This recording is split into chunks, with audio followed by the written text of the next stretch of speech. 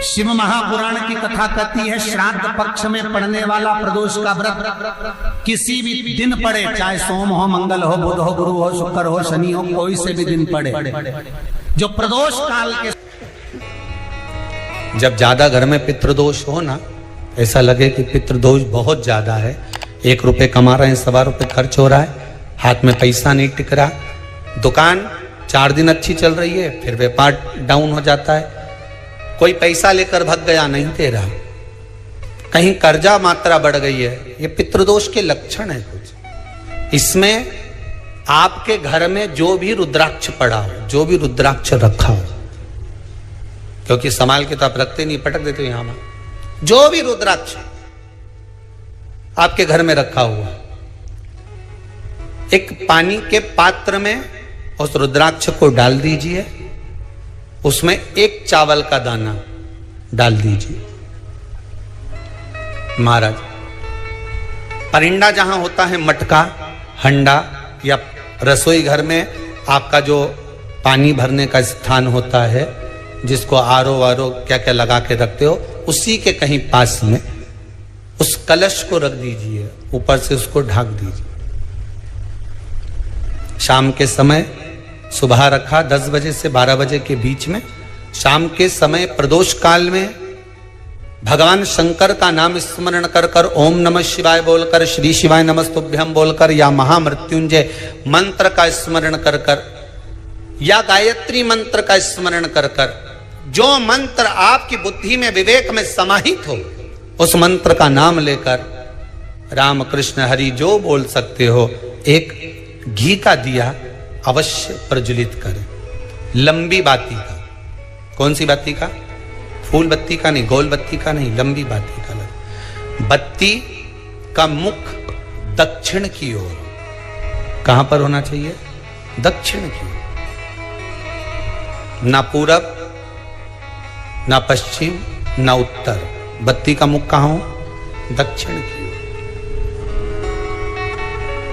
जैसे श्राद्ध पक्ष में ब्राह्मण को जब भोजन कराते हैं तो ब्राह्मण का मुख श्राद्ध पक्ष के भोजन कराते समय अगर पूरब, पश्चिम और उत्तर का होता है तो श्राद्ध के भोजन का फल नहीं मिलता। उसका मुख दक्षिण का होता है तो हमारे घर के जितने भी पितर उस तिथि में गए होते हैं, सबको उसका भाग मिल जाता है और पितृदोष समाप्त हो जाता है। इसलिए ब्राह्मण का मुख श्राद्ध पक्ष में भोजन कराते समय दक्षिण का होना चाहिए।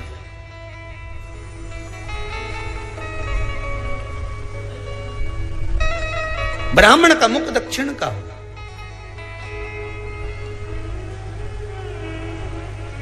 यहां तक शास्त्र कहता है, महाराज अगर गौ माता को श्राद्ध पक्ष में अगर भोजन दे रहे हो तो गाय का मुख अगर दक्षिण का है, गाय का, आपका मुख भले उत्तर का हो, गाय का मुख दक्षिण का हो, आपका मुख भले पूरा पश्चिम कहीं का, गाय का मुख अगर दक्षिण में है, अगर आपने दक्षिण में गाय को खड़ी कर रखा है और दक्षिण में उसका मुख और आप भोजन दे रहे हो, तो शास्त्र कहता है कि किसी पिंड की जरूरत नहीं पड़ती, गाय स्वतः कल्याण कर देती है, गौ माता स्वतः कल्याण कर, दक्षिण मुखी हो। तो दिए की जो बाती का मुख कहां होना चाहिए? दक्षिण का। और दक्षिण का मुख हमारा,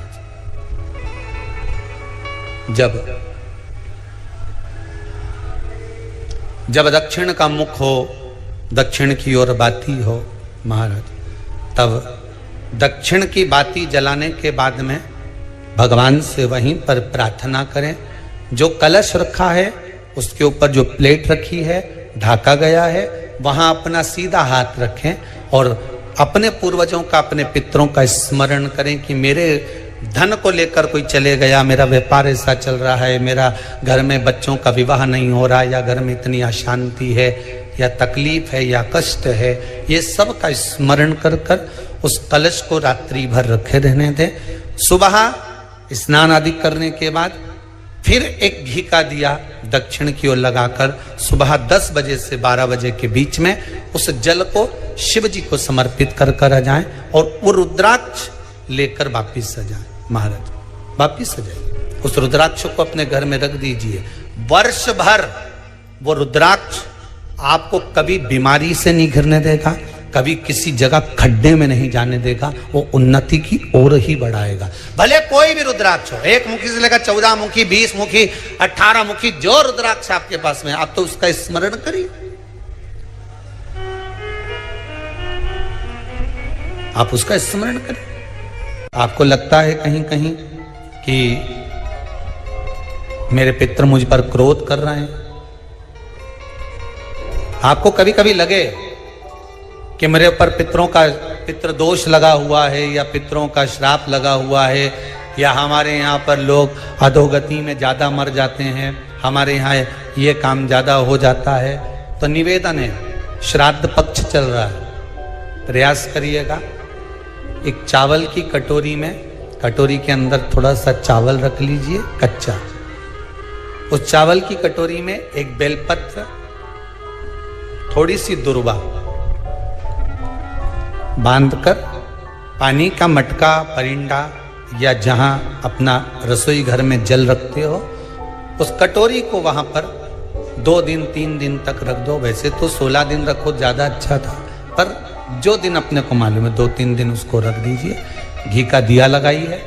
3 दिन के बाद में उस दुर्वा को, उस बेलपत्र को शिव बाबा को समर्पित कर दो। चावल पूरे घर में घुमाने के बाद चिड़िया को या नदी में या किसी जीव को प्रदान कर दो। महाराज, पितृदोष के निवारण का सुंदर तरीका। कल आपको वो काम नहीं हो रहा है, बहुत दिनों से आप प्रयास कर रहे हो और काम अटका पड़ा हुआ है, तो प्रयास करना। जल के पात्र में थोड़ा सा शहद, गंगा जल उसमें डालकर, ये जो श्राद्ध पक्ष चल रहा है, जिस समय पर, जिस श्राद्ध पक्ष के अंतर्गत, श्राद्ध पक्ष में एक पात्र में जल लेकर उसमें थोड़ा सा शहद, गंगा जल डालकर भगवान शंकर को कुंदकेश्वर महादेव के नाम से, कौन से महादेव? कुंदकेश्वर, क्योंकि विदल और उत्पल, इन दोनों असुरों ने, राक्षसों ने जब बहुत उपद्रव मचाया, अब ठीक है, जब बहुत उपद्रव मचाया, तब माता जगतजननी के कहने पर कुंदुक का प्रहार कर कर इन दोनों राक्षसों का संहार करा था। तो शिवजी का नाम कुंदकेश्वर पड़ गया था। क्या नाम पड़ा था? कुंदकेश्वर। कहते हैं बहुत बांधाओं में जब व्यक्ति पड़ जाता है, बहुत बांधाओं में जब व्यक्ति चला जाता है, कुछ ना कुछ समस्याओं में जब व्यक्ति फंसा रहता है, पड़ा रहता है, तो कुंदकेश्वर महादेव का स्मरण करना चाहिए। एक प्रयास और करना, छोटा सा प्रैक्टिकल करने में क्या जाता है। दुकान पर ग्राहक नहीं आ रहे ना, आधा घंटा हो गया, कोई ग्राहक नजर नहीं आया, फालतू बैठे हो ना दुकान पर, जब ग्राहक नहीं आता तो फ्री हो, तो एक काम करो, कोई भी जरा सा हाथ में पानी लेकर कुंदकेश्वर महादेव के नाम से 51 बार, 21 बार बोलकर, 11 बार बोलकर वो पानी को दरवाजे पे छीट दो। आधा घंटा, ज्यादा से ज्यादा 20 मिनट, आधा घंटा 30 मिनट नहीं लगेंगे और ग्राहक प्रवेश करना प्रारंभ कर। प्रैक्टिकल करने में क्या जाए। अब ई में कहीं घटा तुम्हारा कि पानी घट गया, कि बोलने से, कुंदकेश्वर महादेव का नाम लेने से जीवान घट गई, कुछ घटा? फायदा तो तुम्हारा ही हुआ। कुंदकेश्वर का नाम, कोई काम अटक रहा है, शहद जल के पात्र में डालिए और थोड़ा सा गंगा जल डालकर इसी श्राद्ध पक्ष में किसी भी दिन जब तुम्हारा मन पड़े तब शंकर जी को समर्पित कर करो। पर साथ में एक लोटा पानी, एक कलश जल का अलग से लेकर जाओ। जब शहद का जल शंकर जी को समर्पित कर दो, उसके बाद सादा जल शंकर जी को अवश्य समर्पित करके। शहद का जल बांधाओं को हर लेता है, बांधा को हरता है। हम तो कई बार बच्चों से कहते हैं, अगर कोई बच्चा कंपटीशन एग्जाम में बैठ रहा है, इंटरव्यू दे रहा है, या कोई एग्जाम में नहीं निकल रहा है, तो प्रयास करना बेलपत्री का जो बीच वाला पत्ता होता है, इस पत्ते पर शहद लगाकर हथेली में रखकर अंगूठे से इसको इस तरह से दबाकर शिव जी के कुंदकेश्वर महादेव का नाम लेकर अपनी मनोकामना कर कर शंकर भगवान का जो शिवलिंग है, उस शिवलिंग पर इस बेलपत्री के पत्ते को चिपकाकर आ जा और एग्जाम देने जा। बाबा निपटे का सब काम कर। जिस बालक बालिका का जॉब नहीं लग रहा हो, सर्विस नहीं लग रही हो, नौकरी नहीं लग रही हो, जगह जगह पहले करते थे जॉब, अब छूट गई, 2 साल हो गए, 3 साल हो गए, सर्विस नहीं लग रही हो, बहुत प्रयास कर लिया हो, बहुत प्रयास, तो महाराज काली तिल्ली को पीस कर उसको जल के पात्र में डालकर अपने घर के मटका परिंडा, पितरों का जो स्थान होता है, जलाशय होता है, उसके पास में एक पात्र में रख दीजिए।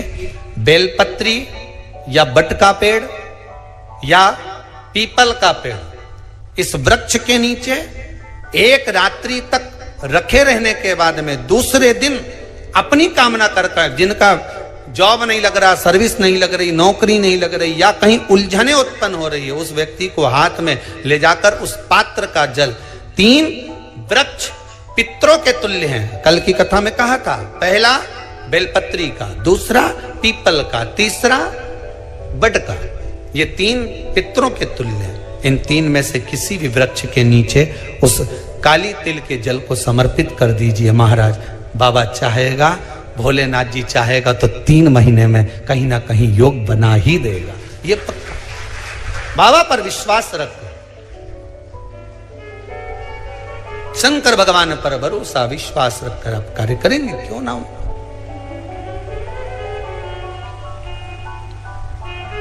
श्राद्ध पक्ष में महाराज पीपल के पेड़ के नीचे मात्र काली तिल्ली का पानी ही डाल देने से पितृदोष का निवारण हो जाता है।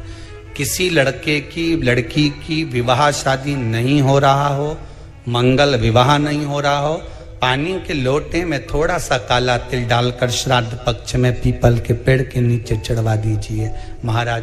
पितरों की शांति होती है, घर में मंगल कार्य होता है, मंगल कार्य हो जाता है, पितृदोष का निवारण होता है।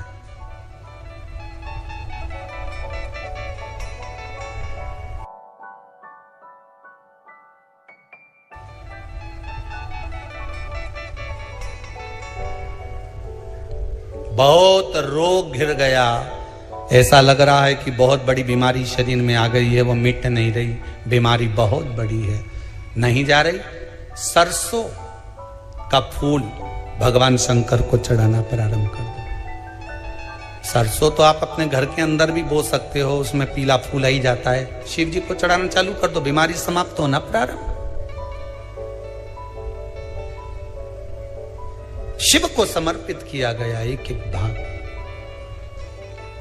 एक एक भाग। महाराज लगे ऐसा कि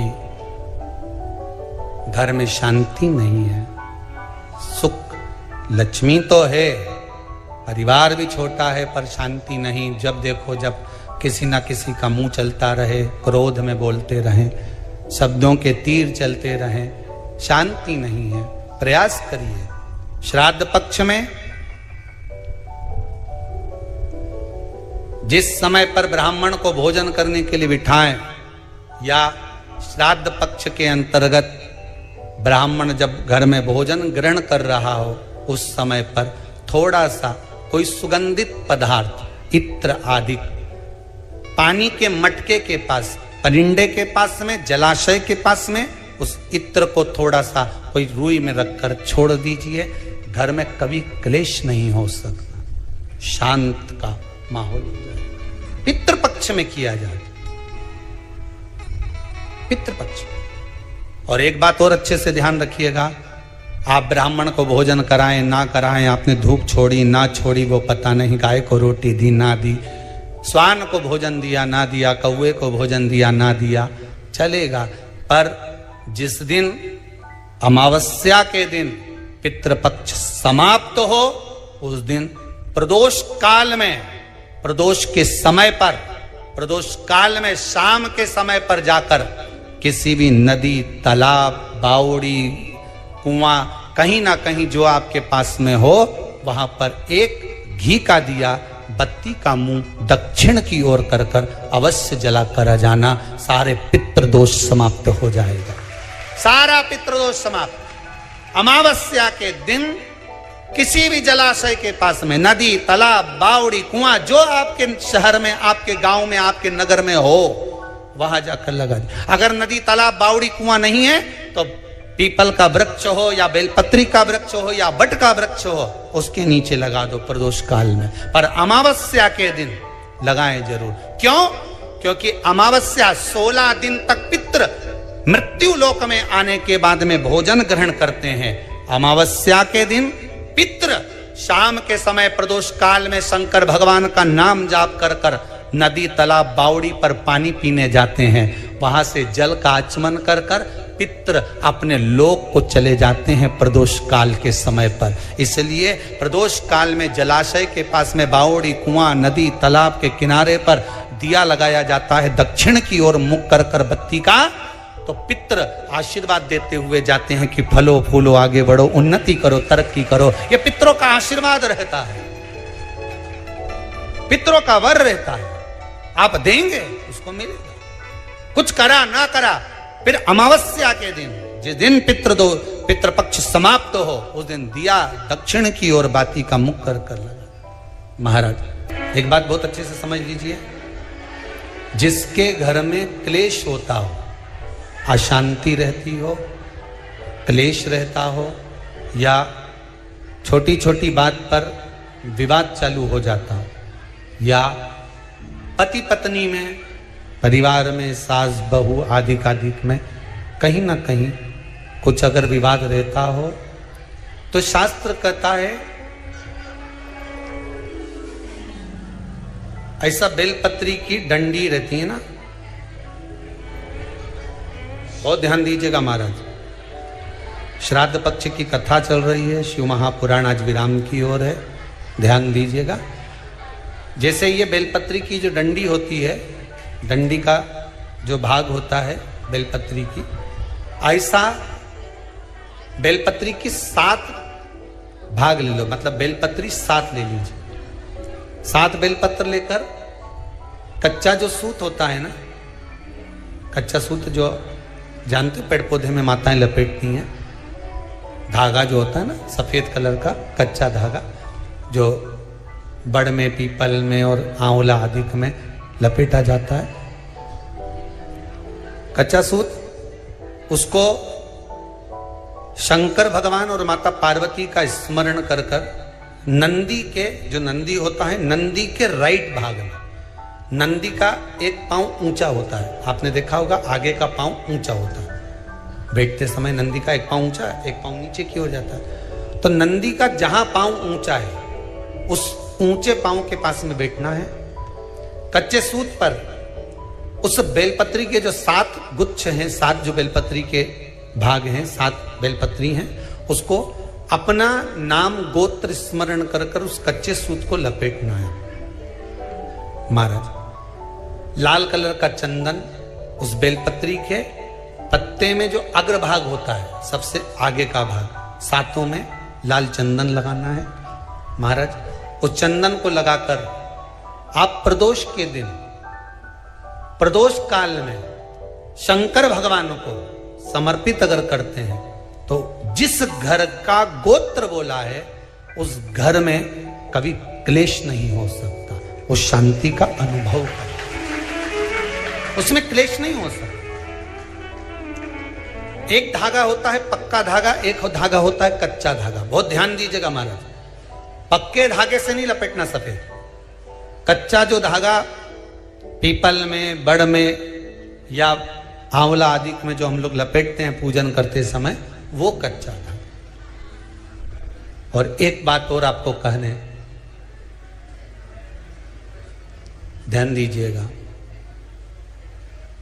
अगर मान लो किसी पति पत्नी का तलाक तक की नौबत हो गई और तलाक नहीं कराना है, आपस में वापिस प्रेम बढ़ जाए, छोरी वापिस घर में रहे, बेटा उसको रखे, बहू रहे, आपस में प्रेम बढ़े, वो भले मायके चली गई हो, वो भले लड़का छोड़कर चले गया हो, अकेली रह रही हो और चाहती है कि मैं पति के साथ रहना है, तलाक नहीं होना चाहिए, हम दोनों में प्रेम रहे, वो संभाले मेरे को भी और मैं भी आदर करूं, वो भी आदर करे।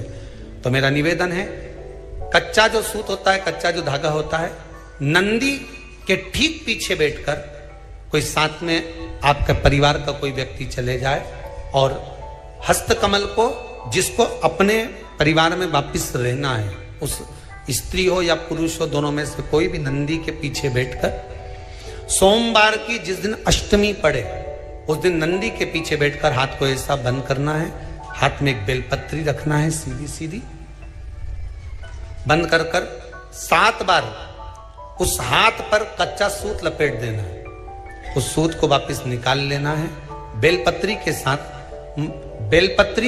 साथ में, और बेलपत्री को तो अपने पास में रखना।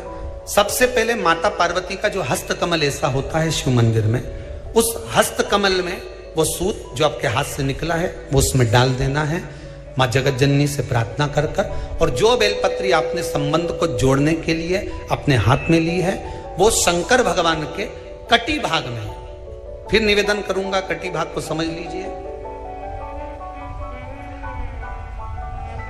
ये शिवलिंग रखा है, जहां पर शंकर भगवान का शिवलिंग, माता पार्वती जी के हस्त कमल पर जो शिवलिंग रखा है, ये भाग कटी भाग कहलाता है। इस जगह पर जहां शंकर और पार्वती का मिलन हुआ है, उस जगह पर उस बेलपत्री को रख देना है। महाराज ज्यादा से ज्यादा 3-4 महीने लगते हैं, दोनों में वापिस प्रेम बढ़ जाता है, दोनों एक हो जाते हैं। तलाक तक बात चल भी रही हो तो वो तलाक समाप्त हो जाता है। प्रेम, करुणा, आसक्ति, स्नेह बढ़ जाता है। संबंध टूटने की कतार पर एक बार माता पार्वती को समर्पित तो करो अपना संबंध कि मां अब तुझे नहीं भाना। माना मैंने अपशब्द कह दिया होगा, माना मेरी गलती होगी, थोड़ी गलती उनकी भी होगी, पर दोनों की गलती है मां, अब इस संबंध को तुझे निभाना। जब